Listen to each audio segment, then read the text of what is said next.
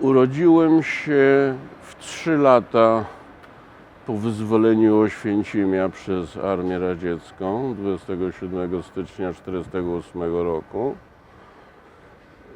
Moi rodzice przyjechali z moim starszym bratem ze Związku Radzieckiego.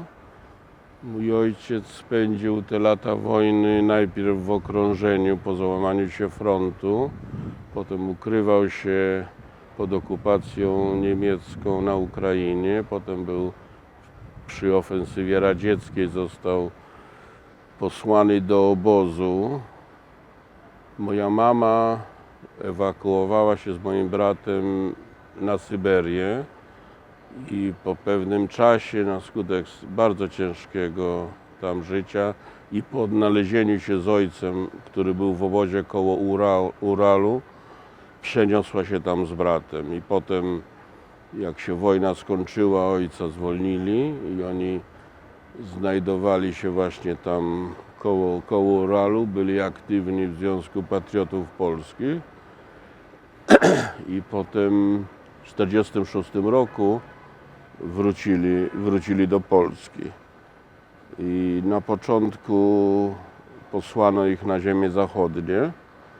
Byli w takim miasteczku Grudek koło Kłodzka, ale tam jakoś to się nie bardzo układało, więc oni się przenieśli się do Łodzi, gdzie ja się urodziłem. Potem mój ojciec znalazł pracę w Warszawie.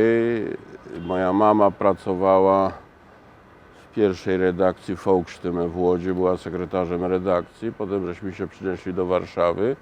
Ja miałem jakieś rok, 2 i tam w Warszawie już wyrosłem i się wychowałem. Mieszkaliśmy na początku na Mokotowie, ostatnie kilka lat na Saskiej Kępie. Chodziłem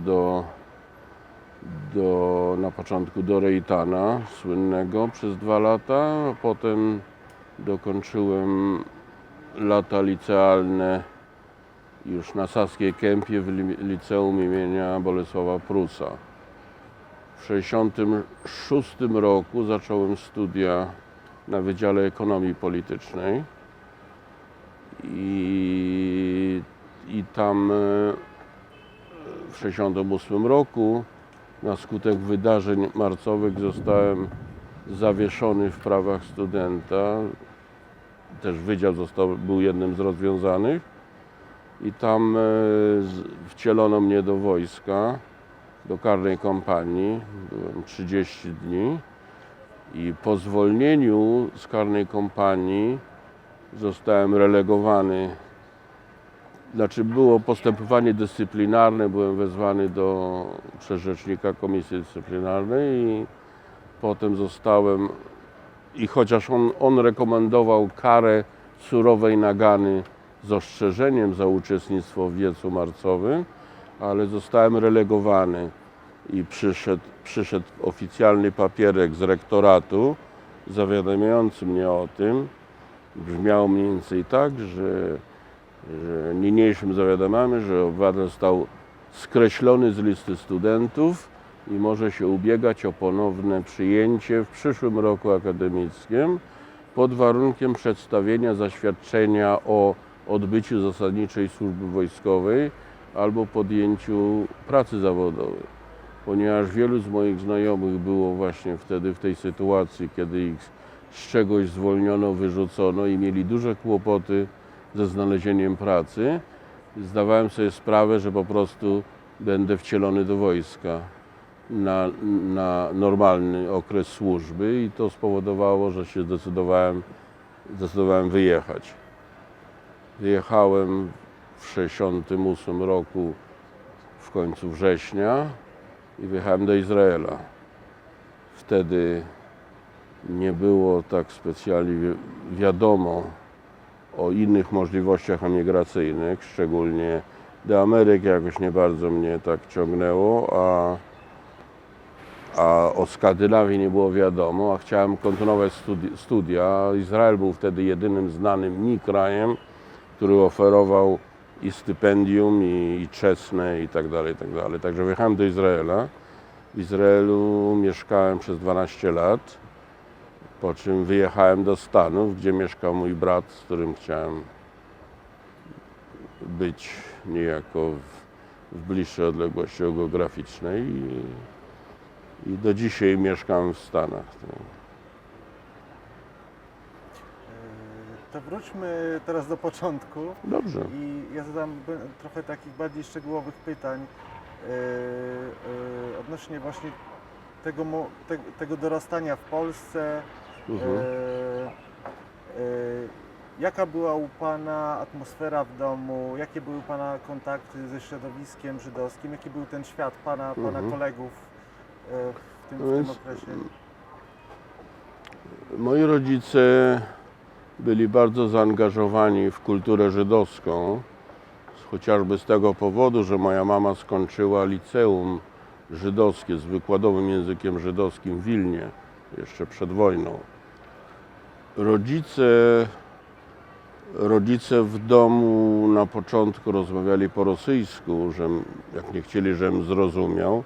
Kiedy zorientowali się, że rozumiem już, to przeszli na żydowski. Słyszałem bardzo często w domu żydowskie.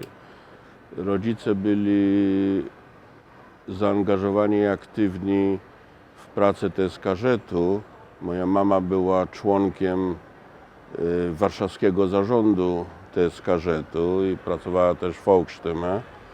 I ja w związku z tym też niejako moje życie się też kręciło wokół TSKŻ, to znaczy chodziłem do klubu młodzieżowego i potem do klubu Babel i jeździłem co roku na kolonie żydowskie.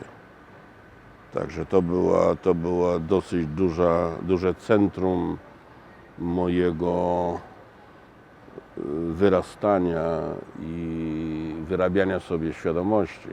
Ale oczywiście nie byłem zamknięty tylko w środowisku żydowskim. Miałem bardzo duży krąg przyjaciół, którzy nie byli Żydami, z którymi byłem bardzo blisko, z którymi też spotykałem się i z którymi zresztą jestem w kontakcie do dzisiaj. I to było to.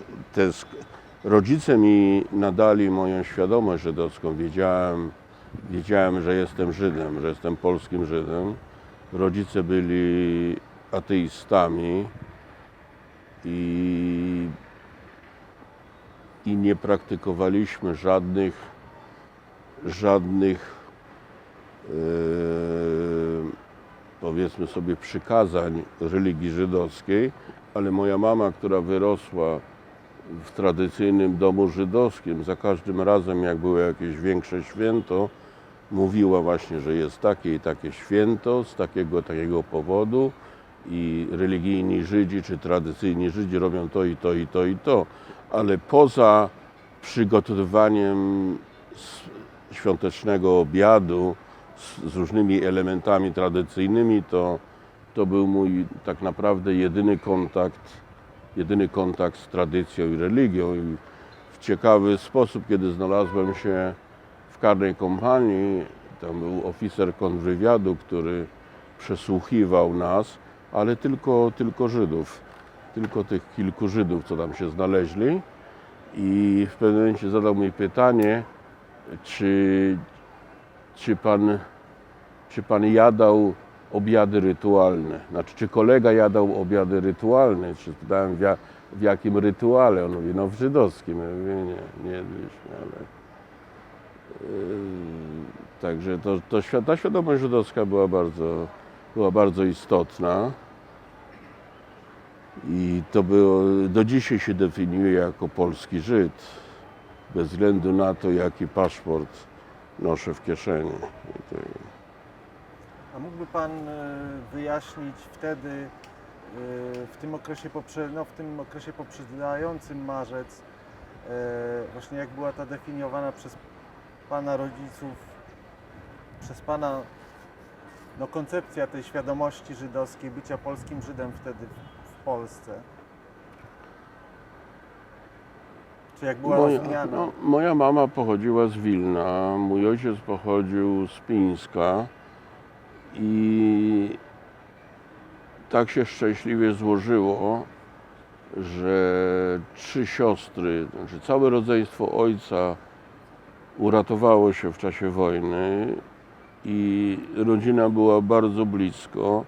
Myśmy mieszkali w Warszawie, 2 ciotki mieszkały w Łodzi, jedna we Wrocławiu i myśmy byli w stałym kontakcie, w stałym styku i ciągle żeśmy się spotykali gdzieś, czy to w Warszawie, czy w Łodzi, czy we Wrocławiu, na różnych takich spotkaniach rodzinnych i cały czas to było bardzo aktywne, to było bardzo intensywne też i myśmy się też między nami kuzynami, myśmy też się bardzo przyjaźnili, byliśmy blisko i to do dzisiaj nam pozostało, w tej chwili pozostało z nas tych najbliższych kuzynów, pozostało nas 4. Ja w Nowym Jorku i 3 kuzynów w Uppsali w Szwecji i jesteśmy nadal bardzo blisko. Rodzice zawsze opowiadali, ile mogli, o tym, jak to było u nich w domu. Myśmy się wypytywali, ale oczywiście były pewne tematy, o których rodzice nie chcieli mówić. To były kwestie wojennych przeżyć. To o tym raczej mówili bardzo, bardzo oględnie. I myślę, że ważniejszym elementem poza tą bazą, którą otrzymaliśmy z domu, były te kolonie żydowskie i uczestnictwo w różnych działaniach żydowskiego klubu, czy to najpierw młodzieżowego, czy to potem już klubu Babel. W klubie młodzieżowym razem z przyjacielem Leonem Kaganem założyliśmy kabaret. Wciągnęliśmy w to trochę innych ludzi i na początku zajmował się nami taki legendarny poeta naszego kręgu, Nathan Tenenbaum. Potem jemu się troszkę znudziło, poszedł do innych rzeczy, bardziej się już poezją zajął. Potem jeszcze jedna taka pani się tym zajęła, Estera Korn, i potem myśmy sami się tym zajmowali. Mieliśmy parę wystąpień w klubie młodzieżowym, a potem powstał klub Babel i oni już założyli swój nowy kabaret, Natka Tenenbauma, Józka Sobelmana i tak dalej, a my z Leonem Kaganem żeśmy zaczęli studia i zaczęliśmy szukać, to już był 66 rok, chcieliśmy kontynuować ten nasz kabaret już jako studencki i szukaliśmy miejsca w Warszawie i żeby wynająć jakąś salę i tak dalej, żeby nam udostępnili, ale za każdym razem jak się zjawiał Kagan i Rosenbaum po uprzedniej zgodzie przez telefon, i zaproszeni, żeby przyjść porozmawiać, jak przychodził Kagan, Rosenbaum, to potem sala nie była dostępna, ale potem nasz przyjaciel, mój przyjaciel też z klubu i ze studiów, Adam Pilarski, zaczął to załatwiać, załatwił parę razy salę, ale też jak myśmy przyszli na końcowe, to już potem z takich czy innych powodów te sprawy już się nie mogły nie mogły być zrealizowane. I na studiach byłem na ekonomii politycznej, jednym z najbardziej aktywnych politycznie kierunków. Na każdym roku było sporo studentów, którzy byli bardzo zaangażowani w różne rodzaje działalności opozycyjnej. Wtedy też odbyło się kilka takich znanych. Dzisiaj, jak widzimy, traktujemy to jako dosyć epokowe wydarzenie na Uniwersytecie Warszawskim, jak na przykład spotkanie w 10-lecie października na Uniwersytecie Warszawskim z Leszkiem Kołakowskim i Krzysztofem Pomianem. I to było, jak wiadomo, bardzo burzliwe spotkanie, które spowodowało wyrzucenie Kołakowskiego z partii i też też żądanie relegowania Michlika i Schleifera. Henryk Schleifer był rok nade mną na ekonomii. Przyjaźniliśmy jeszcze się z lat skażetowskich i między innymi on był jedną z przyczyn, dlaczego poszedłem studiować ekonomię polityczną. Na moim roku było też bardzo dużo wielu ówczesnych aktywistów, a dzisiaj też mniej lub bardziej znanych postaci dzisiejszego życia w Polsce, jak Wojtek Topiński, czy Gienek Smolar, Marta Petrusewicz. I to cały ten krąg był bardzo aktywny, szczególnie na zebraniach ZMS-u, dlatego ich nazywali też komandosami. Oni przychodzili jak desant, zadawali kłopotliwe pytania i przez jakiś czas ja się z nimi też solidaryzowałem, ale potem doszedłem do wniosku, że jednak jest to dosyć taka elitarna, zamknięta grupa towarzyska, która właściwie robi tą rewolucję wbrew temu, co oni uważali, tak naprawdę dla siebie. Było bardzo trudno innym, którzy pochodzili z innych środowisk, jakoś wejść do tego środowiska i to wyglądało na to, że to będzie taka dosyć zamknięta grupa. Oczywiście to się potem, kiedy naprawdę to wyszło na szerokie tory, to rzeczywiście spowodowało wielki ruch, który zapoczątkował i ustalił wielkie zmiany w Polsce. Ale wtedy to wyglądało jak taka towarzyska grupa, która po prostu to, co ich najbardziej interesuje, to jest polityka i usprawnienia ustroju socjalistycznego i tak dalej. Więc byłem na drugim roku, kiedy był wiec 8 marca. A jeszcze, przepraszam, Proszę. że przerywam, zanim Nie przejdziemy szkodzi. do tych wydarzeń marca, jak to się stało, że Pan zyskał tą świadomość polityczną, że w jaki sposób Pan zaczął Tak. uzyskiwać tą świadomość Tak, polityczną? no więc moi rodzice byli przedwojennymi komunistami. Działali w Komunistycznej Partii Zachodniej Białorusi. Oni w ten sposób się poznali. Moja mama była wysłana z Wilna do Pińska jako instruktorka KPZB. Tak się poznali z moim ojcem, który już wtedy w Pińsku działał. Pozostali wiernymi komunistami, kiedy wrócili też do Polski i w jakiś sposób to zostało mnie i mojemu bratu przekazane, że nie możemy być obojętni dla rzeczywistości politycznej i tak dalej, ale w wydaniu moich rodziców to było w zasadzie poparcie dla ustroju, nawet jeśli były rzeczy do krytykowania. Mój starszy brat, urodzony w 1940 roku, pod którego olbrzymim wpływem byłem nie tylko w sprawach politycznych, ale też politycznych, w 1956 roku miał 16 lat i przeżył olbrzymie rozczarowanie tymi wydarzeniami. Nie tylko ekscesami antysemickimi, ale po prostu tym zaprzepaszczeniem wszystkich ideałów października, liberalizacji i tak dalej. I on cały czas w domu propagował tą linię i myśmy jako synowie byli dosyć tak w stałej dyskusji politycznej z rodzicami. Myśmy kwestionowali rzeczywistość.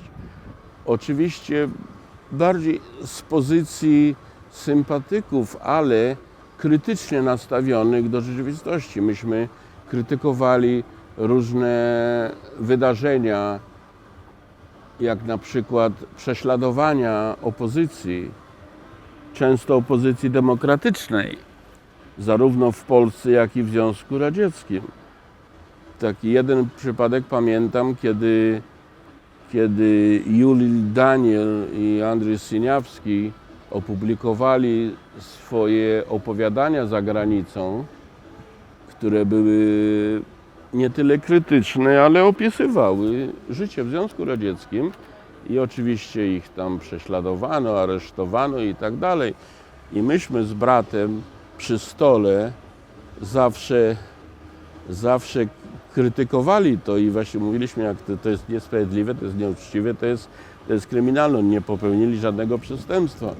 A moi rodzice zajmowali taką bardziej prorządową pozycję, że jednak tutaj socjalizm jest ciągle w zagrożeniu i trzeba jakoś patrzeć inaczej na to, nie jako wykroczenia socjalizmu, ale jako potrzebę obrony. No i to było takie dosyć mocne podłoże naszego uświadomienia politycznego. Ja rzeczywiście też pójście na ekonomię polityczną też było pewnego rodzaju wyrazem tej świadomości. Na pierwszym roku głównym wykładem była ekonomia polityczna kapitalizmu i na ćwiczenia trzeba było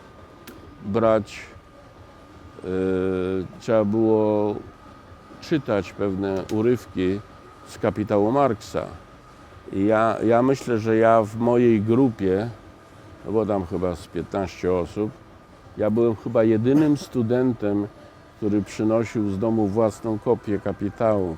Wszyscy inni pożyczali z bibliotek, a były tam dzieci też z rodzin komunistycznych, których rodzice nawet jeszcze w wczesnych latach 60. odgrywali dosyć ważną rolę w administracji publicznej czy politycznej. Także ta świadomość polityczna zawsze tam była. Jeden z pokoi w naszym mieszkaniu był takim niby gabinetem i tam były tam encyklopedie i różne książki rosyjskiej literatury i różne takie tradycyjne, proradzieckie, prostalinowskie produkcje radzieckich pisarzy, jak hartowała się Stal czy Młoda Gwardia, i myśmy to z bratem żartobliwie nazywali, że ten pokój to jest zakład historii partii. Ale ta świadomość była bardzo, bardzo istotna ale ja rzeczywiście podążałem politycznie z moim bratem i tak się powoli też oddalałem od tych prosocjalistycznych sympatii i tak dalej. A na ile ta dyskusja między rodzicami a wami dziećmi miała też taki aspekt, że rodzice jakby was trochę no nie chcieli, żebyście wy po prostu zaczęli wchodzić w rzeczy, jakby, nad którymi nie będzie kontroli, tak? No więc podejrzewam, że dużą częścią było tego, że nie chcieli. Oni sobie doskonale zdawali sprawę z tego, co może się zdarzyć ludziom, którzy są w opozycji, i oni rzeczywiście, myślę, że oni to już mieli troszkę inaczej przemyślane, ale oni rzeczywiście chcieli nas uchronić i już jak byłem na studiach, podpisałem protest w sprawie przeciwko relegowaniu Michnika i Schleifera.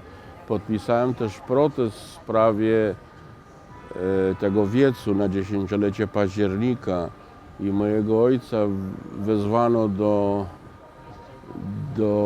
do komitetu partyjnego i ostrzeżono go, że tutaj syn podpisuje protesty antyrządowe i że to się może źle skończyć, że mogę wylecieć ze studium, mogą być problemy. I mój ojciec przyszedł do domu i mówi mi: słuchaj, jest taka sprawa, podpisuję, lepiej żebyś nie podpisywał, jeżeli nie chcesz wejść w konflikt z władzami. I mówi: dlaczego to podpisujesz?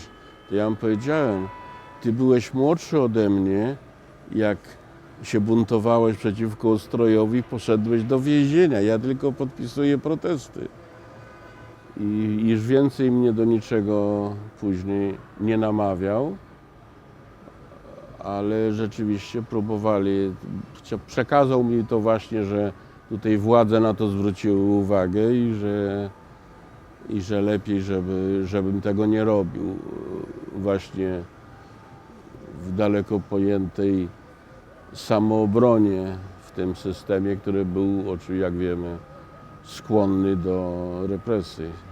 Ale czy to było też tak, że jakby rodzice uważali, że jakby w kontekście spraw żydowskich, że udało nam się po wojnie zbudować, tak, ten cały TSKZ i taki świat żydowski, i że jakby, że nie należy robić niczego, co mogłoby zburzyć to, co nam udało się do tej pory zbudować? Czy to o coś innego chodziło? Prawdopodobnie tak. Jakoś po tym aspekcie, jakoś rozmyślając wielokrotnie nad tymi rzeczami, jakoś nie bardzo myślałem specjalnie właśnie o tej historii, powiedz sobie, jakoś zabezpieczenia tej żydowskiej kontynuacji. Może dlatego, że TSKZ istniał tylko dzięki, w cudzysłowie, dobrej woli władz. Na początku to rzeczywiście była taka daleko posunięta sekcja, czyli żydowska sekcja partii komunistycznej, ale potem to się rozrosło właśnie dzięki dotacjom Żydów amerykańskich, rozrosło się do dosyć zaawansowanych działań. I nie wiem, no bardzo, bardzo możliwe. Jeżeli oni tak myśleli, że to może zagrozić TSKZ-owi, może, ale ja podejrzewam raczej jako wierni komuniści, raczej widzieli to, że trzeba trzymać linię partii. Jeśli partia mówi, że tego, to nawet jeśli to nie bardzo ma sens i jest nie w porządku, trzeba jednak trzymać linię partii. Ja pamiętam, na jednej z kolonii w Ostrowie przyjechał przedstawiciel jointu w Warszawie z inspekcją i podszedł, mój żydowski jest bardzo słaby, ale akurat byłem w stanie zrozumieć, co chodzi.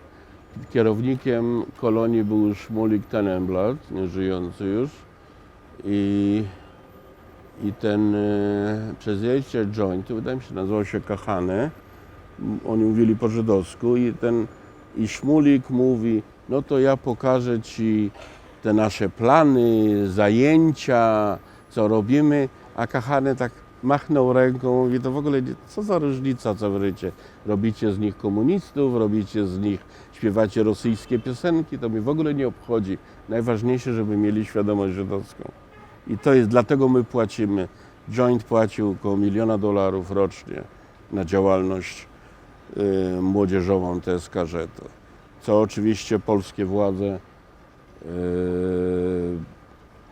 bardzo chętnie przyjmowały, szczególnie, że stosowały najniższy możliwy kurs dolara. To była bardzo dobry zastrzyk waluty, ale też dla nas to było to dzięki tej działalności tego. I to jest właśnie, chcę dać kredyt właśnie tym działaczom jointu, którzy byli dalecy od jakichś sympatii prokomunistycznych, wprost przeciwnie, raczej byli dosyć antykomunistyczni, ale co im przyświecało, to była ta idea zachowania świadomości żydowskiej, nawet w tym ograniczonym, antyreligijnym i do pewnego stopnia antysyjonistycznym podejściu władz TSKZ-u. W dalszym ciągu to było może na zasadzie, że zły Żyd zawsze ma szansę stać się dobrym Żydem. I działalność TSKZ-u służyła właśnie temu celowi. Rzeczywiście większość emigrantów nie pojechała potem do Izraela, ale sympatie dla Izraela w końcu stały się, powiedzmy sobie, poglądami dużej części tych, co wyjechali. W końcu większość z tych, co została w Polsce po wojnie, nie miała sympatii prosyjonistycznych. nawet jeśli mieli rodziny w Izraelu i tak dalej, Izrael jako taki nie bardzo istniał w jakichkolwiek ich planach na przyszłość. Moja mama była turystycznie u rodziny w Izraelu w 1965 roku. Akurat była wtedy ciężka sytuacja gospodarcza, był duży kryzys. Mama wróciła zachwycona krajem geograficznie, jaki piękny kraj. Ale mówiła, to nie jest kraj dla nas do życia, to ekonomicznie to w ogóle my żyjemy na dużo wyższym poziomie i na dużo szerszej skali. No, Izrael wtedy był taki pełen tej wojennej atmosfery, wszystko było takie bardzo wojenne. Jeszcze wtedy na przykład Arabowie, czy ten arabski sektor był jeszcze pod władzą wojskową w Izraelu. To oczywiście potem się zmieniło i to była ogólnie taka atmosfera jakiegoś wojennego obozu, no nic dziwnego. Izrael był nie tak daleko i ciągle były jakieś działania wojskowe i wojny i ataki, także... To też, jak rozumiem, na tym polegał ten absurd nazywania syjonistami przez Gomułkę, no powiedzmy tak, żydowskich komunistów, tak? Tak. Bo to były rzeczy, jak rozumiem, z No punktu widzenia świata oczywiście, no żydowskiego więc całkowicie ja myślę, oczywiście wiemy, że i dzisiejsze wydarzenia międzynarodowe to bardzo pokazują, że przecież nie chodzi tylko o syjonistów, chodzi po prostu o Żydów. I antysyjonizm stał się taką ideologią bardzo wygodną dla antysemitów, bo w końcu nawet dzisiaj nie każdy, z wyjątkiem Polski, gdzie znowu zaczęło być popularne powiedzenie, no jestem antysemitą, no to co? Kiedyś jeszcze ludzie się tego wstydzili. Dzisiaj już... Ale chyba w Stanach się wstydzą. Nie, no w Stanach oczywiście, ale dlatego, nie tylko w Stanach, też w Europie Zachodniej i dlatego ideologia antysemityzmu jest bardzo wygodna, bo może być używana też przez antysemitów i ukrywać, można było jakiś tam czas temu, można było na przykład powiedzieć, jestem antysionistą, ale nie jestem antysemitą. Nie krytykuję Żydów jako takich, krytykuję Izrael jako pomysł na życie Żydów, na Izrael jako państwo czy twór państwowy dla Żydów, ale to już się pod wpływem olbrzymiej propagandy przez państwa arabskie fundujące katedry bliskowschodnie na uniwersytetach zachodnich, w tej chwili w dużej większości antysemityzm stał się synonimem, znaczy antysyjonizm stał się synonimem antysemityzmu. Szczególnie, że już w większości przypadków tak naprawdę już czasami wielcy propagatorzy antysyjonizmu już nawet czasami zapominają się, iż po prostu już nie mówią o syjonistach, ale po prostu mówią o Żydach, co jest właśnie przykładem tego zjawiska. A jeszcze marca do 1967 roku dla waszego pokolenia język jidysz. Czym był język jidysz? No bo Volksstimme i ten język istniał, wyście się go uczyli. No więc język żydowski miał dużą pozycję w mojej rodzinie, ale to się nie przetłumaczyło na to, że to się stał mój mameuszyn, mój język ojczysty. Moim językiem ojczystym był i jest polski. To jest ten język, w którym wyrosłem i który nadal jest dla mnie bardzo ważny i którym chętnie i z łatwością się posługuję. Nabyłem, wyjechałem z Polski, znając też rosyjski, ale w międzyczasie nauczyłem się 3 dodatkowych języków, w których jestem dość biegły i których się dosyć swobodnie porozumiewam, ale ten język polski w dalszym ciągu, bo żydowski jest po prostu, to jest w moim przynajmniej przypadku, jest taka duża sympatia, chętnie słucham żydowskich piosenek. Zresztą uczyliśmy się na koloniach żydowskich, śpiewaliśmy wiele żydowskich piosenek i może jak się uda, to też tutaj jakiś wieczór zmontujemy, ale nasz repertuar śpiewu poza żydowskim nie ogranicza się do żydowskich piosenek. Śpiewamy też dużo polskich i dużo rosyjskich.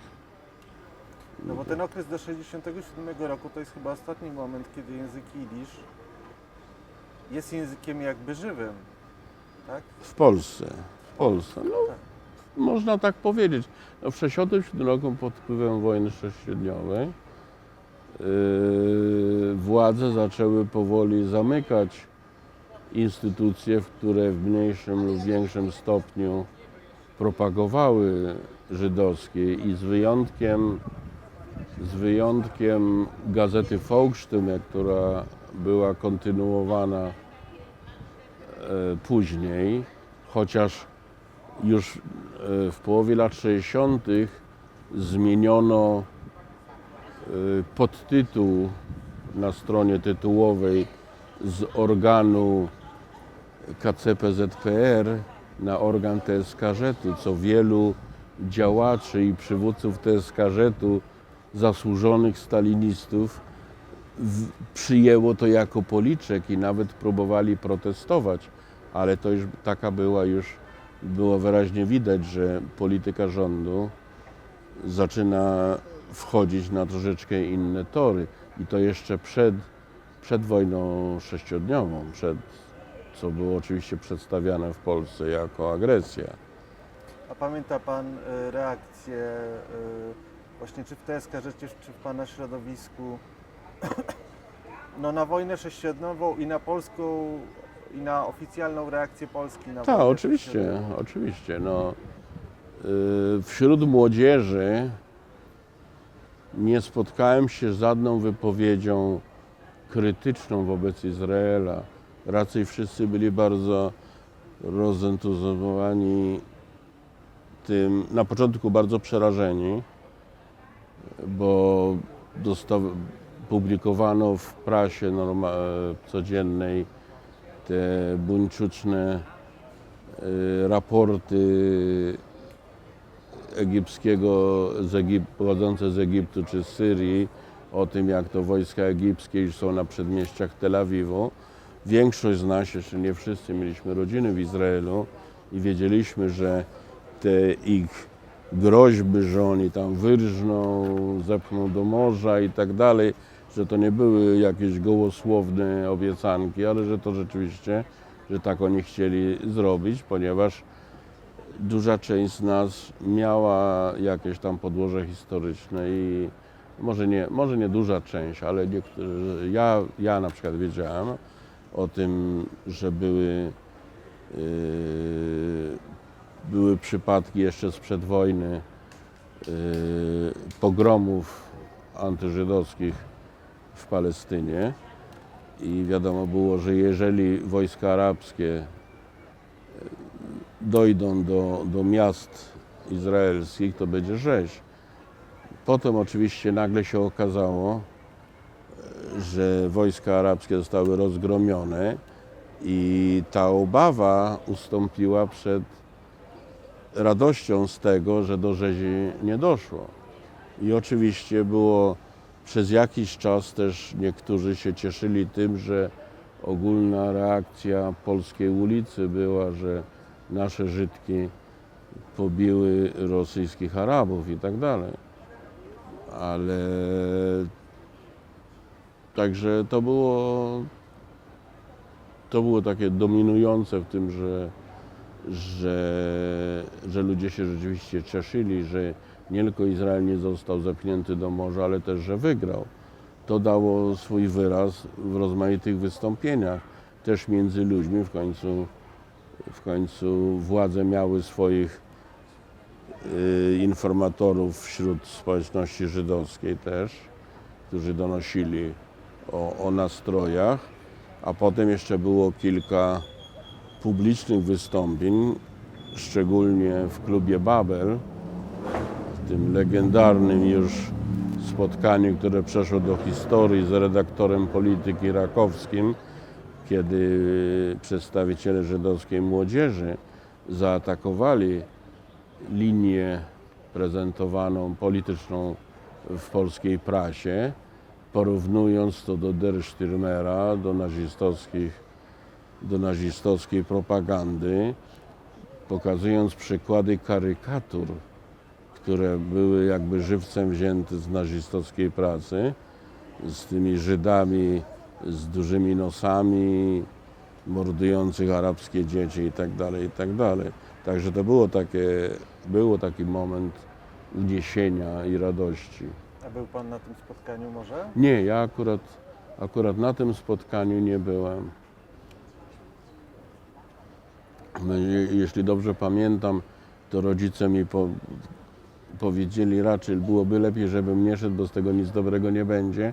I wbrew mojej dotychczasowej praktyce ich usłuchałem. Czy może mi coś wypadło wtedy, ale rzeczywiście nie byłem, tak. Ale jak czy Pan pamięta na przykład reakcję rodziców właśnie na te sprawy związane z wojną sześciodniową, czy... No wtedy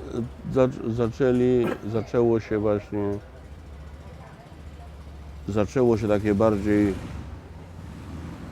demonstrowane na zewnątrz zwątpienie w to wszystko, co oni wierzyli, że są Żydami polskimi, którzy że mieszkają w Polsce i nawet nie tak bardzo wojna sześciodniowa, jak reakcja władz do tego bardzo ich, myślę, nawet przeraziła, dlatego, bo oni wiedzieli, do czego to może doprowadzić.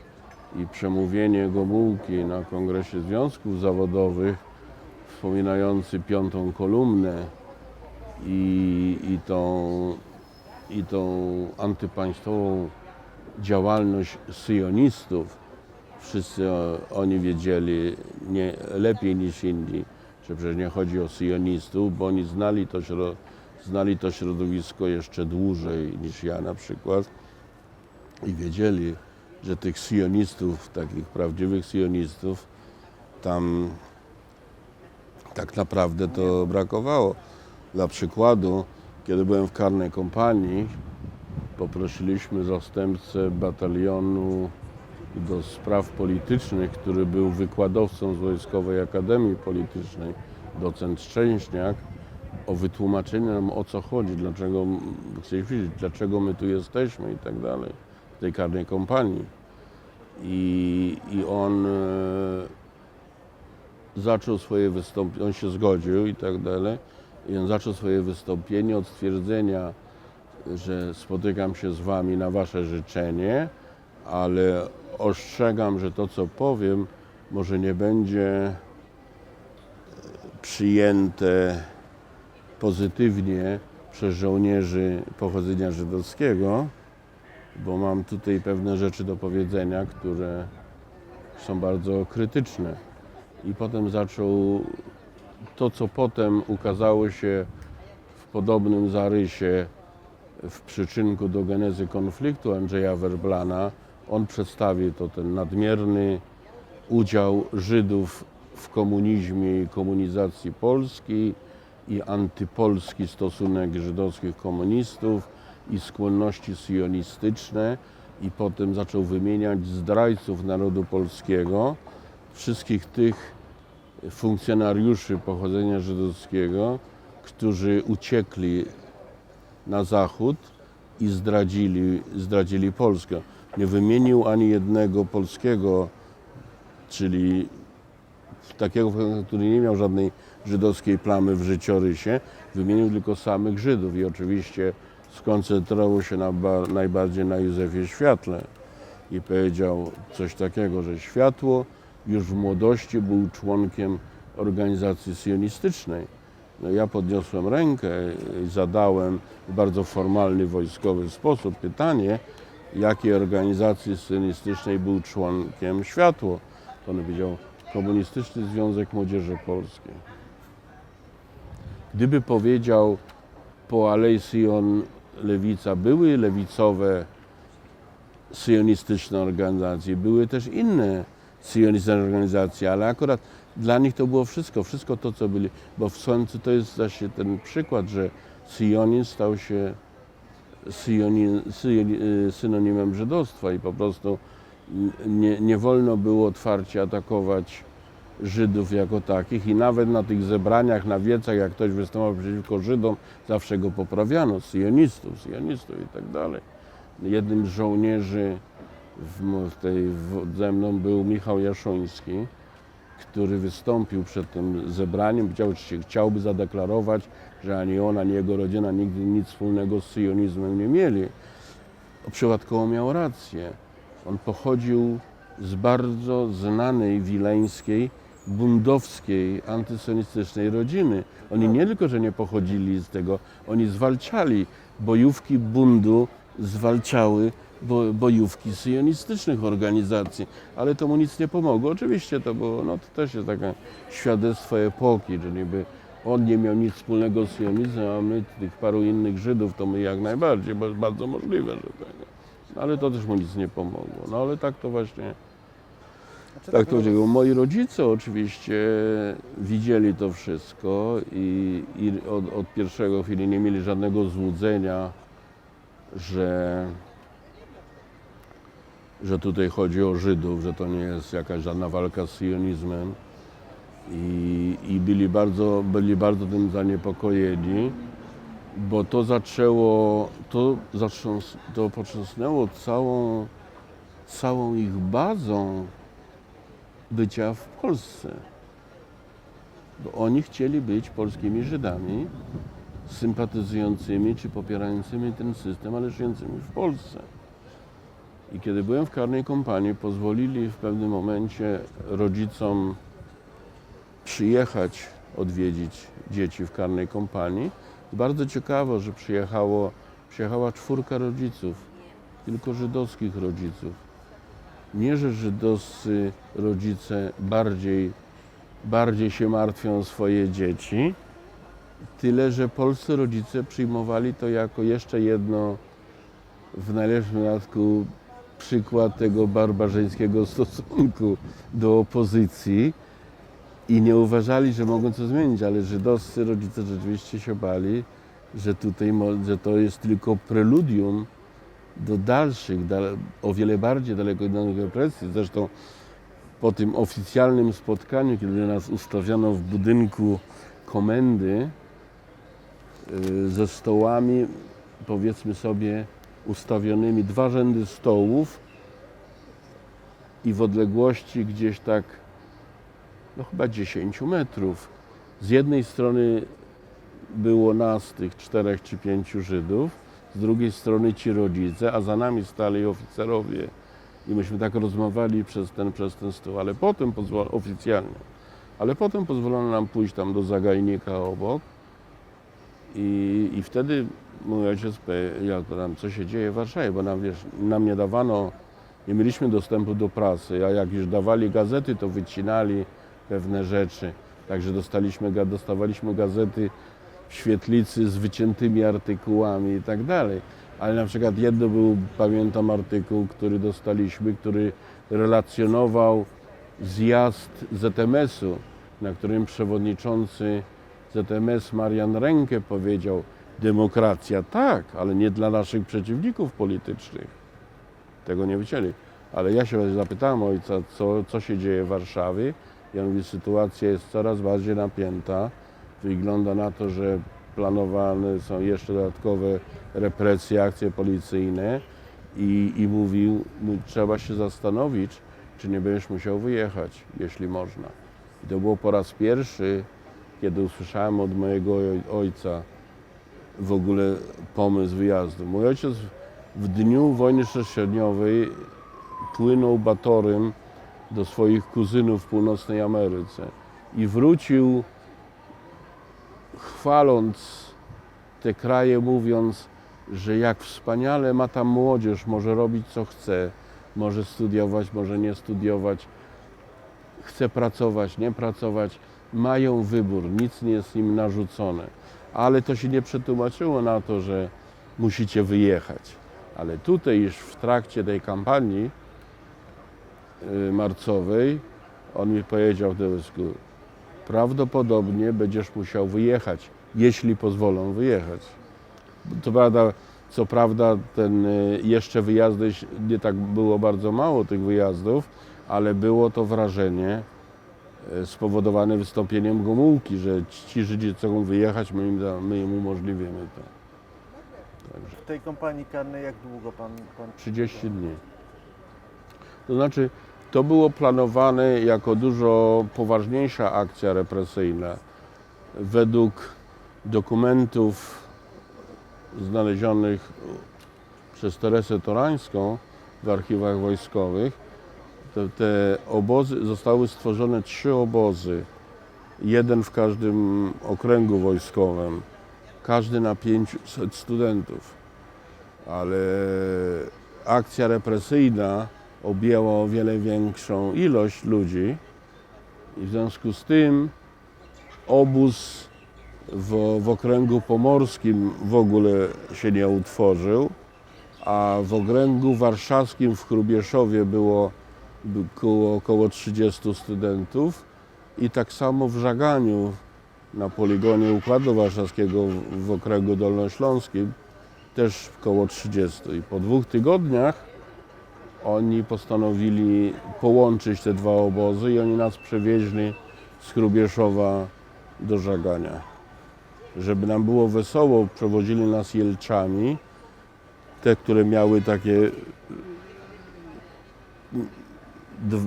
miały takie w środku był rząd tych krzesełek, które zapinało się takie paski, to się siedziało na takim pasku i opierało o pasek, a z obu boków były 2 siedzenia. I na tych 2 siedzeniach siedzieli ci oficerowie, podoficerowie, a myśmy siedzieli w środku, przynajmniej w moim autobusie śpiewali przedwojenne antysemickie piosenki. I mnie bardziej denerwowało, że oni znali tylko jedną zwrotkę, że mogłem ich nauczyć więcej, ale nie uważałem, że ja ich mam uczyć tego. Widocznie byli jakoś tam niedouczeni, ale to było tak dosyć nieprzyjemne, że tutaj Ludowe Wojsko Polskie wyśpiewuje właśnie antysemickie przedwojenne piosenki. Przecież w końcu młodzież, która to byli elewowie z oficerskiej szkoły wojsk zmechanizowanych z Wrocławia. Przecież w końcu oni byli za młodzi, żeby znać te piosenki sprzed wojny. Ktoś ich musiał tego nauczyć. Musieli jakoś, jak się przygotowywali do tej służby jako nasi ci dowódcy. Ale znaczy tak, to były karne kampanie i tam trafili żydowscy studenci i nie No żydowscy studenci. tak, większość studenci żydowscy byli mniejszością. Nie tylko dlatego, że akcje represyjne policji, czy milicji, czy bezpieczeństwa objęły większą część tych żydowskich studentów, ale dlatego, że ogólnie w skali krajowej to nie była jakaś olbrzymia grupa. Dla przykładu podam, że w tej karnej kompanii, jak nas przeniesiono do Żagania, było 3 studentów 5 roku z Łodzi. Nie pamiętam, jeden chyba był makatry. Było 3 studentów, którzy zorganizowali wszystkie akademickie demonstracje w Łodzi. Ale władze się nimi nie interesowały jako przestępcami politycznymi. Ich posłano do karnej kompanii, dlatego, bo pracowano na tym, żeby połączyć Józefa Dajczgewanta z syjonistami z Łodzi, żeby pokazać ten żydowski spisek, jak to wszystko się da. Ale Józek nic nie mówił, chociaż go bito, a oni w końcu nie znaleźli żadnych Żydów z Łodzi, którzy to organizowali i parę dni przed tym, jak mnie zwolnili, to zwolnili tych 3 i posadzili ich na 2-3 lata już jako prowodyrów demonstracji, bo niestety nie starczyło Żydów, nie było. Także rzeczywiście był. I tak jak mówiłem, ta akcja objęła o wiele większą ilość, także z nami, oczywiście ta kompania karna, w której ja byłem, to jest pewien fragment tych aktów represji wojskowych, bo było trochę też studentów, których relegowano w innych miastach, w innych uczelniach i po prostu wcielono do wojska. To też było, ale jakoś w 1998 roku na 30-lecie marca było kilka sesji naukowych i nawet jeden z historyków zajął się tymi represjami wojskowymi, ale to bardzo, bardzo taki oględny sposób, także naprawdę nie wiemy ile tego byli, bo byli też inni. Jeden z kolegów, który z nami został wzięty do tej karnej kompanii, co się potem okazało na 30 dni, ale on coś tam podpadł jakiemuś kapralowi, bo coś tam odpowiedział, kiedy nie trzeba i go zabrali z naszej kompanii i wcielili do normalnego wojska. Ale tak normalnie to żeśmy właśnie... Ale co żeście robili w No tej więc to karnej było połączenie wycieńczających ćwiczeń fizycznych z polityczną indoktrynacją. Jeden dzień się szło w Hrubieszowie na przykład, w jeden dzień się szło 10 kilometrów na taki poligon i tam się kopało okopy, metr na metr trzeba było to wykopać w ciągu paru godzin. Później na początku zrobili nam ćwiczenia z maskami gazowymi i dawali nam takie kamery gazowe, żeby uczyć, ale potem doszli do wniosku, że tacy potencjalni demonstranci nie potrzebują szkolenia, jak funkcjonować w takiej sytuacji, to zawieszono to. Później tam był tor przeszkód normalnie dla zasadniczej służby, to troszkę nas przeganiali przez ten, a w międzyczasie były takie albo jakiś wykład o szkodliwości sionizmu, albo zastępcy dowódcy kompanii do spraw politycznych byli doktorantami z Wojskowej Akademii Politycznej. Albo oni wzywali różnych z nas i miałem takie przesłuchiwanie. Ja byłem ulubieńcem jednego kapitana lotnictwa, który właśnie lubił mnie przesłuchiwać w sprawie konkretnie ekonomii politycznej. I on mówi, no miałeś dobre stopnie z ekonomii politycznej, socjalizmu, bo to przecież profesor Bruce wykładał. To ja mówię, nie zdążyłem mieć, bo zostałem zawieszony jeszcze pod koniec, na początku drugiego semestru, także jeszcze nie było egzaminu. No mówi, no Schleiferowi on mi dał 5. Ja mówię, Schleifer był najlepszym studentem na roku. No on sobie na pewno na tą 5 zasłużył. On wie, co ty tam wiesz, co tego, wiesz, wtedy. Tutaj Żydzi Żydom, tutaj 5 stawiają i tego. Ale jak was traktowali, was traktowała ta kadra oficerska? No bo o co w tym Przede chodziło? wszystkim To z jednej było... strony z dystansem, z drugiej strony oni mieli wyraźne instrukcje, żeby nas troszkę pognębić. A więc na przykład kazali szorować czyścić podłogę szczoteczkami od zębów, albo kazali nam polerować mosiężne klamki.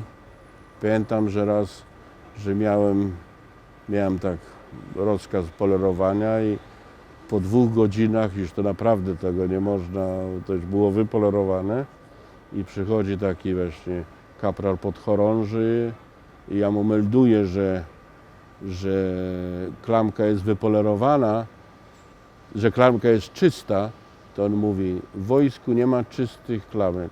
Są tylko klamki dłużej polerowane albo krócej. To było takie właśnie, żeby nam to narzucić wszystko, taki system ten wojskowy. No i dla większości z nas to nie było jakimś takim, no to było może ciężej, ale większość z nas była w zasadzie zdrowa tego, chociaż ja na przykład, ja miałem kategorię D, ponieważ nosiłem okulary wtedy, czyli niezdolny do służby wojskowej w czasie pokoju. Ale kiedy przyszedł pierwszy raz ten żołnierz z Wojskowej Komendii Rejonowej i przyniósł mi wezwanie do wojska, i ja powiedziałem, ale ja mam kategorię D. On mówi, o tu mam drugi papierek, wezwanie na komisję lekarską przy Wojskowej Akademii Medycznej na Grochowie. W celu ponownego rozpatrzenia stopnia, pewne formułki zapamiętałem do dzisiaj. Wezwanie na komisję lekarską w celu ponownego rozpatrzenia stopnia przydatności do zasadniczej służby wojskowej. Ale żebym nie miał żadnych złudzeń, to razem z tym był też bilet kolejowy w jedną stronę do jednostki. Zjawiłem się tam na tej komisji, nawet naiwnie pomyślałem sobie, oj, oczy mi zbadają, serce mi zbadają. Jakie oczy, jakie serce? Oni postawili nas po dwóch przed komisją, trzech siedziało lekarzy, tak mi się wydaje, ale to nie przedstawili swoich tych. I jeden zadawał pytania. Pytanie było jedno, co wam jest? I trzeba było, wymieniać te wszystkie schorzenia, jeśli coś. Ale on nie mówił, co wam jest. On mówi, co wam jest? I powiedzmy sobie, powiedziało się, w dzieciństwie miałem koklusz. To on ten koklusz przerywał w połowie, mówił, co jeszcze? To mówisz tam, co jeszcze? Dwie nogi straciłem, co jeszcze? I tak dalej. W ogóle nie słuchał tego, bo oni z góry już zdecydowali. Jeden kolega ze mną, co był, zostawili mu tą kategorię D, dlatego, bo on tam wymieniał straszliwe schorzenia, które on przeszedł i oni zrozumieli, że on jest niezrównoważony psychicznie i bali się zdecydowali go nie wziąć. On pierwszy mówił, ja zacząłem się dusić w środku, bo ja zauważyłem, że on wymienia te swoje straszliwe choroby w porządku alfabetycznym. Się tego z encyklopedii medycznej nauczył. Ale to poskutkowało. Ktoś, kto chce takie rzeczy robić, może rzeczywiście lepiej go nie brać. Ale w innych miejscach w Polsce, skąd też wzięto studentów, niektórzy byli w nie najlepszym stanie. Na przykład był ze mną w karnej kompanii chłopak, który grał w studenckiej sekcji koszykarskiej Wisły Kraków. Miał bardzo poważną kontuzję, bo kiedyś uderzyła go piłka i mu wstawili jakąś taką platynową płytkę, która powodowała, że on w pewnych pozycjach tracił równowagę. W wojsku ciągle żądano, to trzeba było padać, to trzeba tego i on ciągle bardzo często tracił przytomność. Także w niektórych innych miejscach nie byli tak liberalni jak ci w Warszawie. Później była grupa 3 studentów poligrafii z NRD. Oni studiowali w Lipsku. Tam była wielka taka uczelnia tego i ich posłali tam. I oni wracali na święta międzysemestralne do Polski.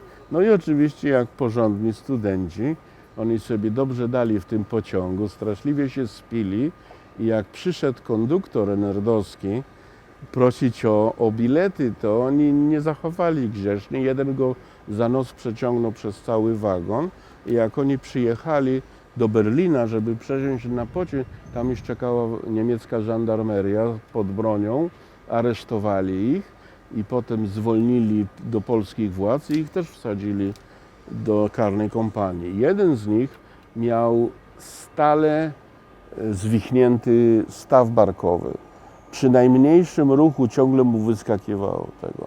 To też nie powinni go wziąć, ale wzięli, także to różnie z tym było. Ale większość ludzi nie miała. Ja na przykład miałem tylko to, że byłem krótkowidzem, tak normalnie byłem zdrowy, także nie odczuwałem jakichś specjalnych problemów. No to człowiek się męczył, trzeba było przejść te 10 kilometrów, kopać ten rów i tak dalej.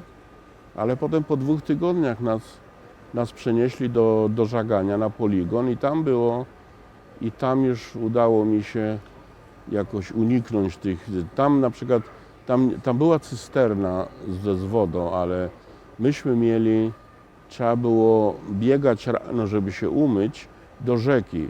Tam była bardzo twarda woda, było bardzo trudno się tym myć. To był troszkę taki problem. To tam też 2 tygodnie żeśmy byli, a potem przyjechali, wyraźnie było widać z Warszawy, tacy jacyś funkcjonariusze wiadomego urzędu, bo mieli świeżo, widać było, to było świeżo wyfasowane mundury.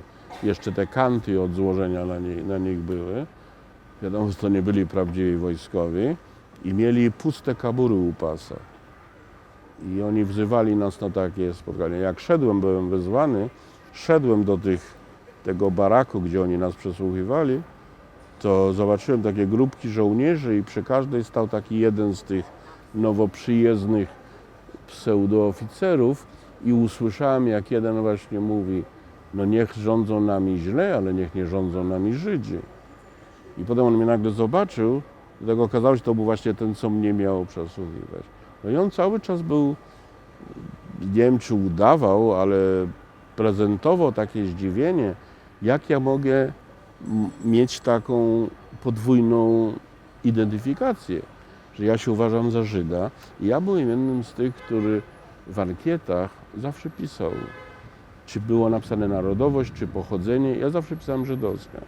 Wielu moich kolegów, którzy mieli nie mniejszą świadomość żydowską, pisali Polska. To nie miało zresztą żadnego znaczenia. Ale u tych śledczych to w jakiś sposób to wzbudzało zainteresowanie, bo ciągle mówił, no to jak to jest? To jesteś Żydem czy Polakiem? Ja jestem polskim Żydem. Moja świadomość kulturowa jest zarówno żydowska, jak i polska. Mówi, jak to jest? No ja mówię, no Mickiewicz, Słowacki, to są moi też literacy bohaterowie i tego. No to to jak to Żydy? To ja mówię, mogę zadeklamować coś. To mu zadeklamowałem coś z Mickiewicza, coś ze Słowackiego. On zupełnie w szoku, bo on miał zupełnie inny obraz Żyda. Człowieka zupełnie wyobcowanego, zupełnie obcego wszystkiemu, co drogie, porządnemu Polakowi i tak dalej, ale w końcu pozwolił, widocznie dał mi dobrą opinię, bo mnie po 2 dniach puścili do Warszawy z powrotem. Mogłem przyjść do domu. Znaczy do Warszawy. Z komisji dyscyplinarnej, że w związku z udziałem w nielegalnym wiecu. Okazało się, że byłem na liście komendanta stołecznej milicji. Była lista, niżej wymienieni studenci organizowali bądź brali aktywny udział w politycznych demonstracjach studentów warszawskich. Ja powiedziałem, ja nie organizowałem, a na wiecu się znalazłem, bo szedłem w drodze do Pałacu Kazimierzowskiego na zajęcia. I po prostu nie można było dalej przejść, to już zostałem na tym wiecu i tak dalej. No i ten rzecznik powiedział, no to rzeczywiście, on mówi, ja przedstawię, nie mogę powiedzieć, że jesteś niewinny, bo byłeś na tym wiecu, ale ja to przedstawię, że zażądam po prostu ostrej nagany i tego, bo muszę coś i tak dalej. No i tak potem moja mama, która znała z jakiejś tam przedwojennej działalności prorektora, profesora Bazylowa, powiedziała, chodź pójdziemy, zobaczymy co i jak. To już było po tym, jak dostałem papierek, że jestem skreślony i że mogę się ubiegać w przyszłym roku akademickim. To ja mówię, mamo, formalnie mogę się ubiegać, ale to nie wyglądam tego, no chodź pójdziemy do Bazylowa. No to poszliśmy do proktora, oni się tam dawno nie widzieli, przywitali po tego i potem moja mama pokazuje mu ten papierek, mówi, czy mój syn rzeczywiście będzie mógł się ubiegać w przyszłym roku, a on pokazał na sufit i pokręcił głową. I wtedy też moi rodzice zrozumieli, że jednak decyzja wyjazdu jest tego. Oczywiście można było zostać, można było próbować albo się włączyć w tą opozycję, albo po prostu jakoś próbować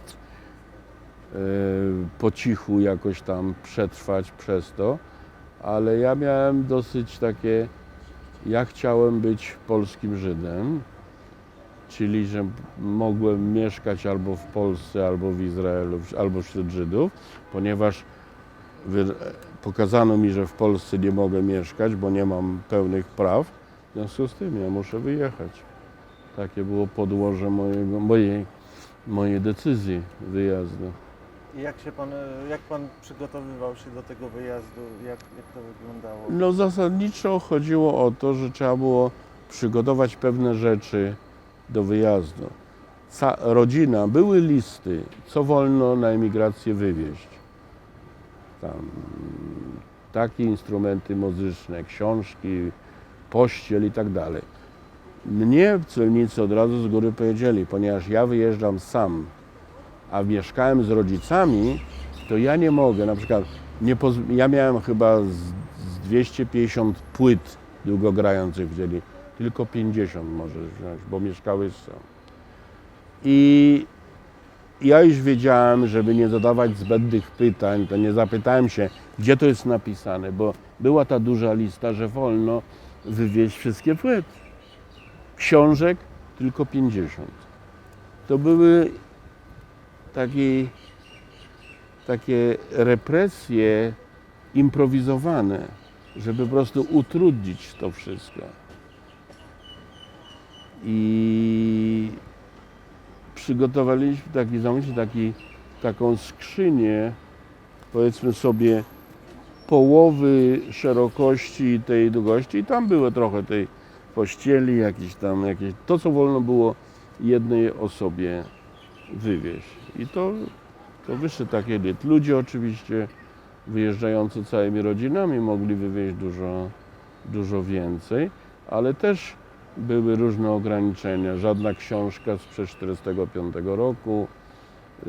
Później bardzo często wiele osób się skarżyło, że potem ktoś to jeszcze otwierał i niszczył. Na przykład byłem świadkiem w osiedlu telawiwskim, gdzie moi rodzice zamieszkali, jak przyszedł taki duży bagaż, lift to się nazywało, i otworzyli i oni sobie przywieźli lodówkę, bo nie, że w Izraelu nie ma lodówek, ale żeby nie wydawać tam pieniędzy i w środku leżało gówno. No wiadomo, że to nie było drogie im polskie gówno, które musieli mieć w Izraelu. Ktoś postanowił jakoś się zemścić. Moja kuzynka mi opowiadała, że wszystkie jej książki były przekłute czymś ostrym. Widocznie być może to nie była tylko represja, ale też sposób znalezienia, czy tam się nie jest coś schowane w tych książkach. No i potem przyjeżdżasz z granicy.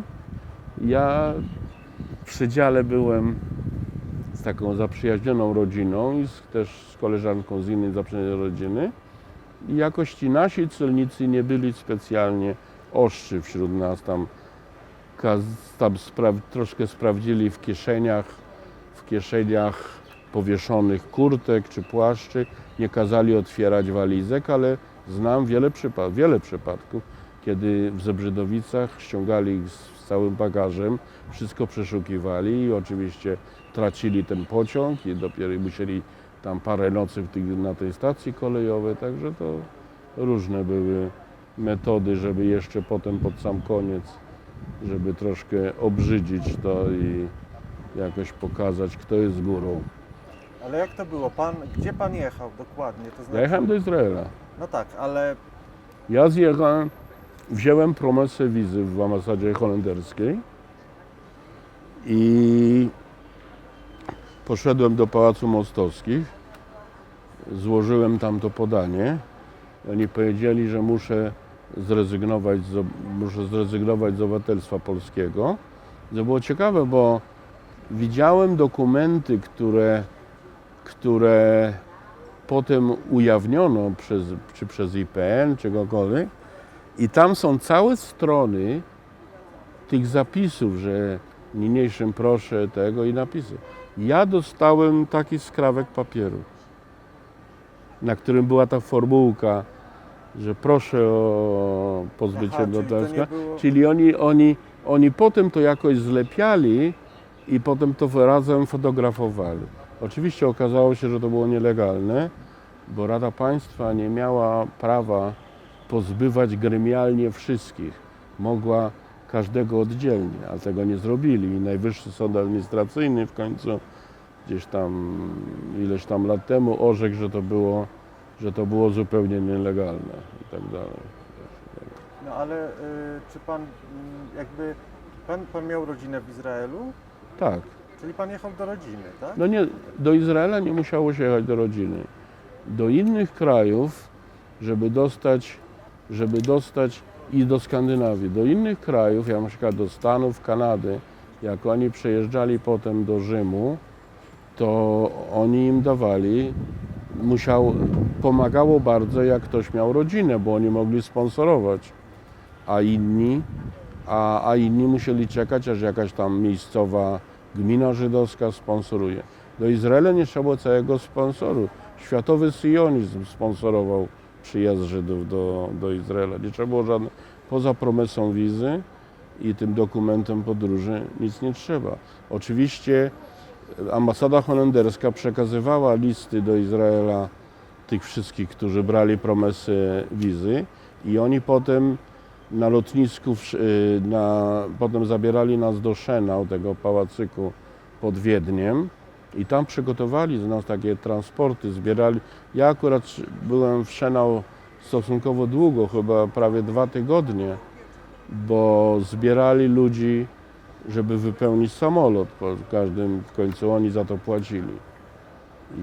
Ale to potem przylecieliśmy do Izraela. W Izraelu odebrano, na lotnisku nas tam pracownicy Sochnutu wydawali świadectwa emigranta, potem załatwiali skierowania na kursy językowe do różnych do centrów absorpcyjnych w różnych miejscach w Izraelu. Także ta jazda do Izraela nie była uwarunkowana jakimiś dodatkowymi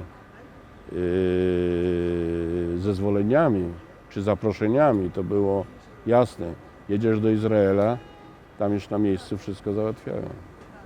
Czy mi chodzi o to, czy pan sobie wyobrażał, czy pan miał jakiś obraz, jakby co się stanie, w jaki sposób, ja miałem jak pan tam dosyć przyjedzie? optymistyczny, chociaż byłem niezadowolony, że musiałem wyjeżdżać, ale ponieważ taka cała masa znajomych, których znałem z klubu, z kolonii jechała, to wiedziałem, to miałem troszkę wyidealizowany obraz, jak jadę na jeszcze jedną kolonię, tylko że tym razem nie na miesiąc nad morze, ale prawdopodobnie na całe życie. I w zasadzie patrzyłem tak dosyć, ja wiem, z przymrużeniem oka. Na przykład kiedyś miałem z moim już nieżyjącym bratem taką rozmowę, ja mówiłem właśnie na ten temat, na czym żeśmy się zastanawiali, jak żeśmy emigrowali. Ja powiedziałem, wiesz, jedna rzecz, o której w ogóle nie pomyślałem i która mnie w ogóle nie przestraszała, to było to, że trzeba się nauczyć zupełnie obcego języka w zupełnie innym alfabecie. A mój brat mówi, głupi byłeś, bo ja mówię, no wiesz, miałem 20 lat. Ludzie w tym wieku tego rzeczywiście nie myślałem o tym, że będzie. To była w pewnym sensie bariera, ale Izrael przygotował wszystkie możliwe środki, żeby umożliwić ludziom wejście w hebrajski, bo przecież to nie jest uczenie się innego indoeuropejskiego języka, kiedy możesz zacząć czytać od razu artykuły w gazecie, książki. Tutaj trzeba było nie tylko nauczyć się nowego alfabetu, ale po hebrajsku musisz, ponieważ nie pisze się normalnie samogłosek, w związku z tym musisz to słowo znać, żeby je dobrze przeczytać. Musisz ten rdzeń znać. Ale akurat ten kurs akademicki, na którym mnie posłano do Hajfy, był tego typu, że odwlekał naukę czytania i pisania na później.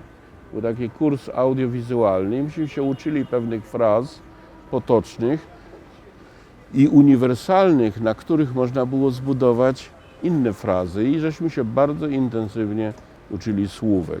I gdzieś po kilku miesiącach, cały kurs trwał 10 miesięcy, a myślę, gdzieś po 3 4 miesiącach przedstawiono nam alfabet i zaczęliśmy te podstawowe słowa, których się nauczyliśmy, pisać. I tak to było.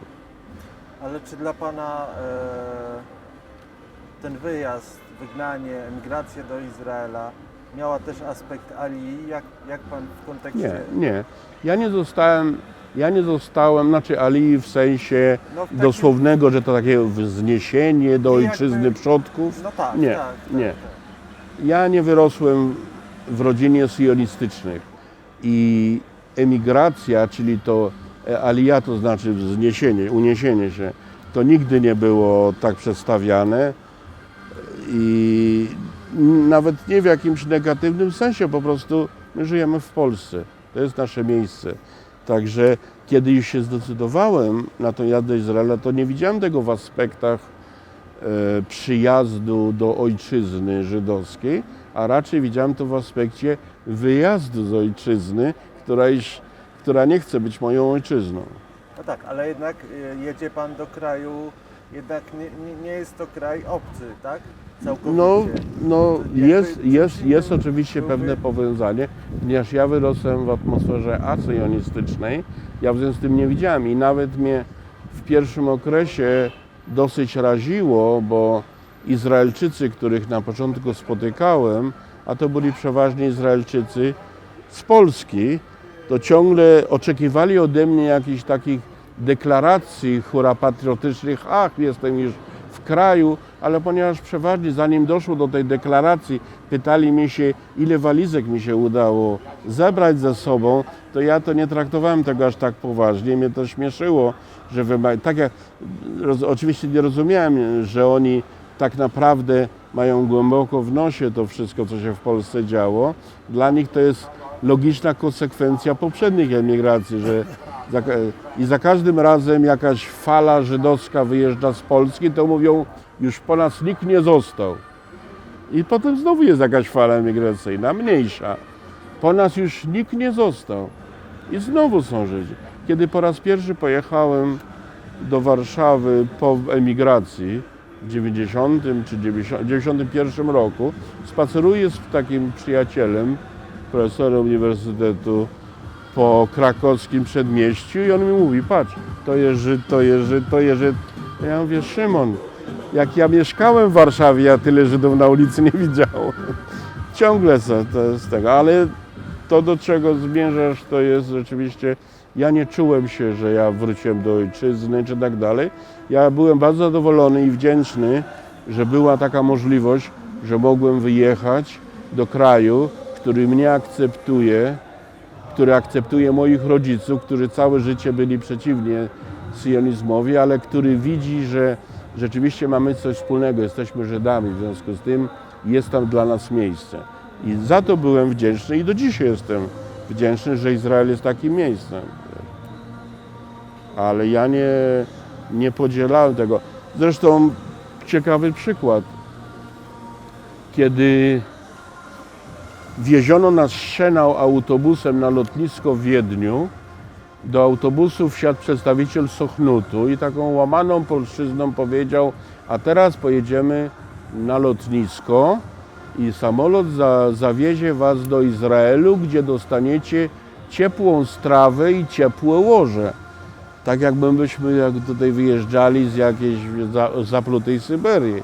I w tym momencie było 60 chyba osób w tym autobusie i jedna osoba zaklaskała. To był były wiceprzewodniczący w randze ministerialnej jeden, no ale on zawsze klaskał, także tak. A wszyscy inni po prostu potraktowali, robimy to, co musimy robić. To nie było to kwestia pogodzić się z gorszym losem. No, tym gorszym losem był wyjazd z Polski, nie przyjazd do Izraela. A Pana rodzice kiedy Moi rodzice wyjechali, ja wyjechałem pierwszy, w końcu września 1968 roku. Moi rodzice nie byli pewni, czy ich wypuszczą i tak dalej, a chcieli, bali się, że mnie do wojska wezmą. Moi rodzice wyjechali w styczniu 1969 roku i przyjechali do Izraela. Tak. A brat? Mój brat też wjechał w styczniu, ale mój brat kontynuował do Rzymu i tam załatwiał sobie wizę amerykańską i potem pojechał do Ameryki.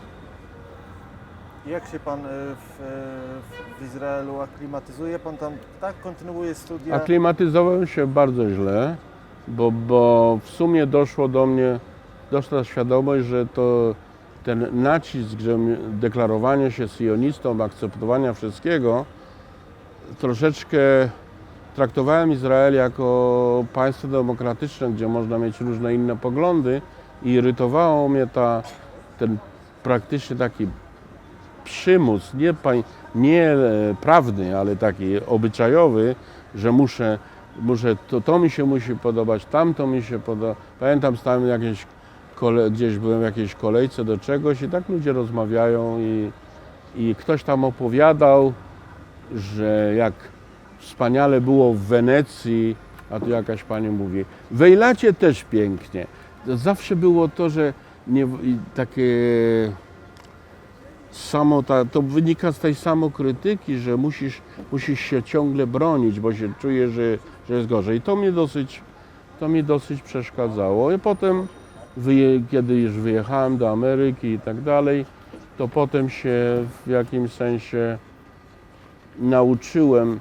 Ja też się musiałem tej tolerancji nauczyć wobec Izraela, że Izrael jako demokratyczny kraj, ale pod naciskiem polityczno-geograficznym też ma prawo do pewnych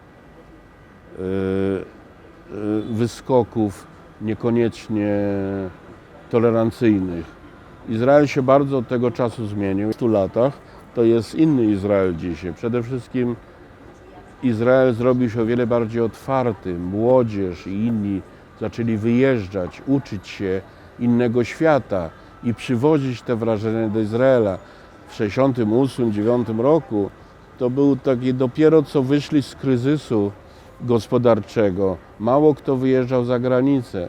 Wojna się skończyła, był taki wielki optymizm. A mnie na przykład uderzyło coś, czego nie rozumiałem.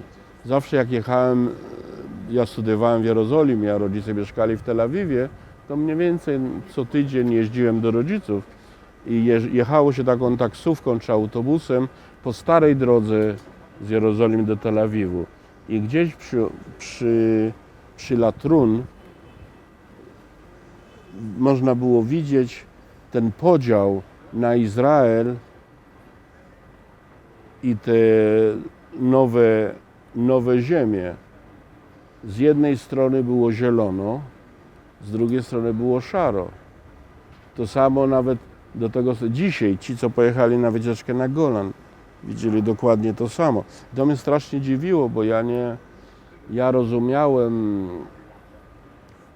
że Arabowie mają inną cywilizację i inne rzeczy, ale ja nie bardzo jeszcze rozumiałem, jak krańcowe są te różnice.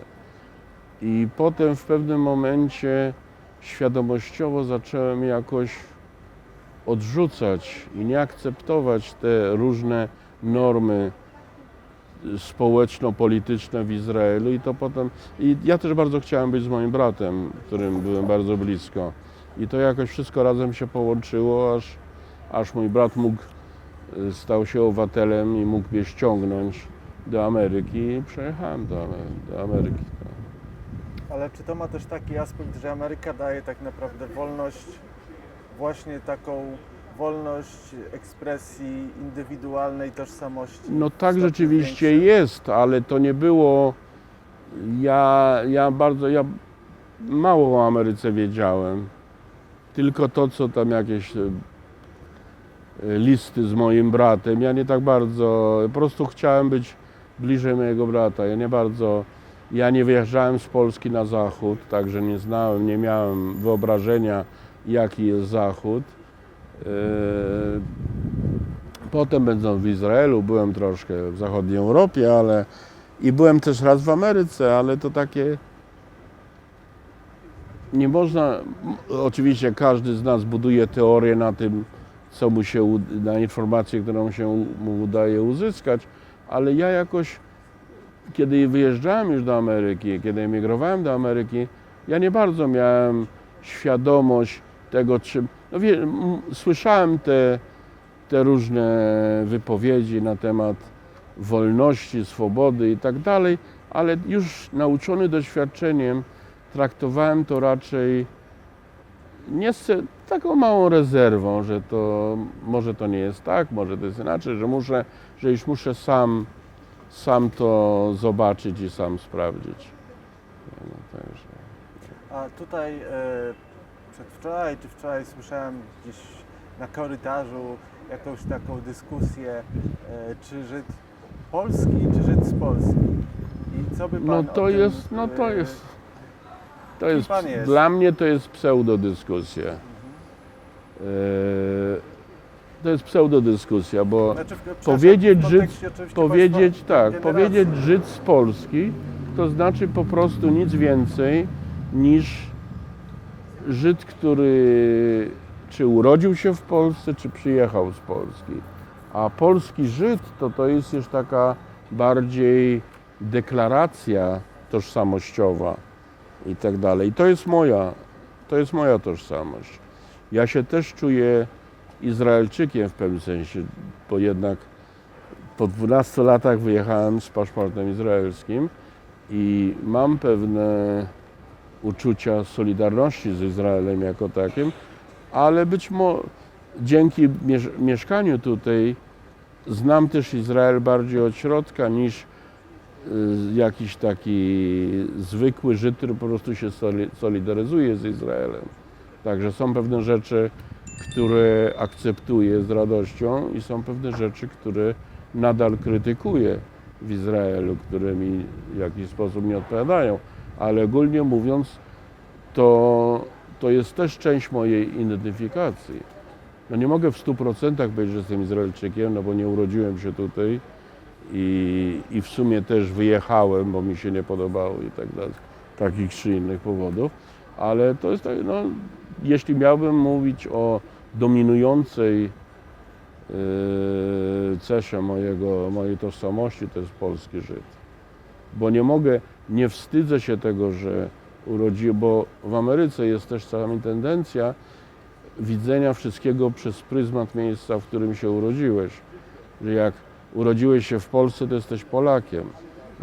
I zresztą wszystkie prawa, szczególnie emigracyjne też za to, kiedy jeszcze były kwoty narodowościowe emigracyjne, to kiedy ja załatwiałem, ja jechałem z puli polskiej, bo się urodziłem w Polsce. To nie ma żadnego znaczenia, czy ja się uważam za 100% Polaka, czy nie za Polaka i tak dalej. Tak, Ale w Stanach na przykład wielu Żydów z Polski i niemało Polaków nie chce się przyznać do tego, raczej powie z Austrii, dziadkowie z Prus przyjechali, albo już nawet niech będzie Rosja, byle tylko nie Polska. Przez to, że jest ta tradycja głupich Polaków, tych polskich dowcipów, Polak jokes i tak dalej. Ja tego nigdy nie miałem, wprost przeciwnie. Jeżeli ktoś do mnie wyskakiwał z polskimi tymi, to ja mu zawsze mówiłem, tak samo można powiedzieć, można to zmienić, postaw tam Amerykanina w tego Polaka i można tak samo ten głupi dowcip opowiedzieć. Głupi ludzie są głupi wszędzie. W ciekawy sposób, nie wiem czy zauważyłeś, ale chyba w 90-tych latach te Polak jokes zrobiły się bardzo popularne w Polsce i były przerabiane na dowcipy o policji i tego. Bo to są głupie dowcipy o głupich ludziach. No. Dowcipy dzielę na dobre i złe. Niektóre te Polak jokes są śmieszne, ale nie dlatego, że to udowadnia, że Polacy są, ale są na przykład zupełnie idiotyczne, kretyńskie, że człowiek, który opowiada, to powinien się wstydzić. Wiesz, na przykład, no taki przykład, jak się nazywa zatoka w Polsce? Zatoka Świn, z tej Bay of Pigs z Kuby. No przecież, co jest w tym śmiesznego? Co, chcesz powiedzieć, że Polacy są brudni? Brudniejsi od innych? Zupełny idiotyzm. To mnie zawsze irytowało. A w pracy zawsze pytali mnie się, skąd jesteś, bo słyszą akcent. To ja mówię, chcesz krótką wersję czy długą wersję? Ile masz czasu? I zawsze byłem jestem z Polski, wyrosłem w Polsce. I czym się Ale różni, jestem Żydem z Polski, tak. czym się różni krótka od długiej wersji? Trudno powiedzieć, to zależy od tego, który się deklaruje. To różni ludzie, przeważnie ludzie aż tak specjalnie nie przemyśleli sobie tego wszystkiego i uczepiają się jakiegoś jednego zwrotu, co im dobrze brzmi i jak to się mówi w Ameryce, they stick to it, to zostają z tym. Ale tak naprawdę, żeby przeanalizować, to by trzeba poważną socjologiczną pracę zrobić, przebadać, a ludzie też jest wybitnie, to masz Andrzej Krakowski tu siedzi z tego, cała masa twórców filmowych pochodzi z rejonów, które jakbyś na to nie patrzył, to są polskie rejony. Ale nikt z nich nie powiedział, że oni są z Polski. Bo nawet jeśli to była Polska pod zaborami, to nadal była Polska. To Wilder był z Wiednia, a tamten był stąd. Nikt się nie chce przyznać, bo ta ogólna opinia w Ameryce jest taka, że Polacy są głupi. Także jak ty powiesz, że jesteś nawet częściowo Polakiem, to znaczy jesteś częściowo głupi. Ale te rzeczy się bardzo zmieniają. Polacy jako Amerykanie też się bardzo ładnie, jak to mówi, usadowili w tym społeczeństwie i osiągnęli też ładne rzeczy i nie mają się czego wstydzić. No oczywiście, jeśli jest jakiś tam baran z Kongresu Polonii Amerykańskiej, który jeszcze walczy z żydowską okupacją Polski, no wiesz, no to nic na to nie poradzisz. Panie Leonie, ostatnie pytanie, od którego zaczęliśmy w zasadzie tą naszą rozmowę. Czym było dla Pana doświadczenie pierwszego reunion w 1989 roku? Doświadczenie pierwszego reunion to było jak chrzciny dla noworodka. Z tą różnicą, że noworodek sobie z tego nie zdaje sprawy. To było wspaniałe, pełne uniesień, pierwsze spotkanie i wtedy było właśnie, dzisiaj cała masa ludzi się przyłączyła przez przyjaźnie, znajomości, wspólne miejsce zamieszkania, ale wtedy to było przeważnie, w 90% to byli wychowankowie i wychowawcy z kolonii żydowskich. I to było pierwsze to spotkanie. To było tak pełne uniesienia i wzruszeń, że nawet w paru przypadkach zauważyłem, że nawet niektóre stare miłości zostały odnowione na krótki czas. Ludzie byli po prostu poruszeni. Zwróć uwagę na to, że to był okres, kiedy już ludzie pozakładali rodziny, już im się urodziły dzieci, dzieci zaczęły już rosnąć i nagle oni wrócili do tego stanu młodzieńczego upojenia swoim środowiskiem. I też to nie byliśmy w żadnym hotelu, to była taka wioska sportowa z takimi budkami. Nikt tam w tym nie chciał siedzieć. Nie znam nikogo, kto tam spędził jakiś czas. Wszyscy byli na zewnątrz, ciągle się spotykało, wspominało. To było po prostu nie do powtórzenia. Nie do powtórzenia. Dziękuję pięknie Nie ma za co, za trzeba rozmowę.